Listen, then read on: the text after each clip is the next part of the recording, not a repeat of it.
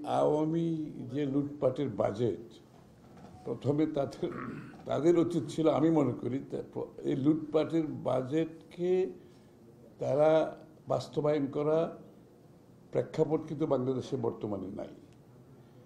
এবং আমি মনে করি তারা বাংলাদেশের যে অর্থনৈতিক প্রেক্ষাপট এবং যেহেতু এটা অনির্বাচিত সরকার, তারা একটা অন্তর্বর্তীকালীন বাজেট অ্যাড্রেস করা উচিত ছিল সব কিছু মিলিয়ে। কিন্তু সেটা না করে ওই লুটপাটের বাজেট বাস্তবায়ন করা বর্তমান প্রেক্ষাপটে এটা খুবই একটা কঠিন কাজ।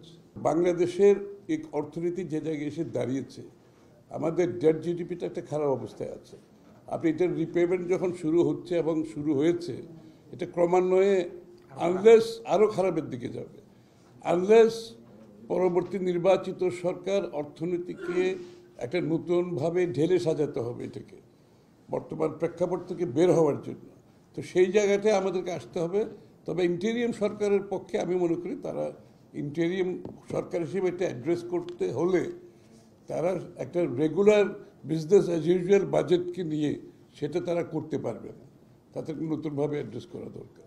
তো ইলেকটেড গভর্নমেন্ট আসার পরে যেটা গণমুখী জনগণের নির্বাচিত সরকার, তাদের যে ফিডব্যাক থাকে জনগণ থেকে এবং তাদের যে পলিটিক্যাল মোবিলাইজেশনের সুযোগটা থাকে, সেটার জন্য আমাদেরকে তো অপেক্ষা করতে হবে।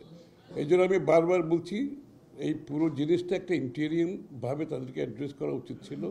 ওই বিজনেস অ্যাজ ইউজুয়াল আওয়ামী লীগের বাজেটকে তারা কন্টিনিউ করতে গিয়ে এই বিপদে পড়ছে। এবং সেটার জন্য যে বর্তমান প্রেক্ষাপটে বাংলাদেশের এই যে আপনাদের এই শেখ হাসিনার সময় যে বড় বড় প্রজেক্টগুলো যেগুলো return on investment is low, তারা যে লুটপাটের বাজেট করেছে, আপনাকে তো ওইটা বাস্তবায়ন এই মুহূর্তে করার প্রয়োজন নাই। এখানে তো আপনার সুযোগ আছে, আপনাকে আপাতত এটি স্থগিত রেখে যে ইমিডিয়েট বাংলাদেশের মানুষের ক্রাইসিসটা কি সেটা আপনাকে অ্যাড্রেস করতে হবে।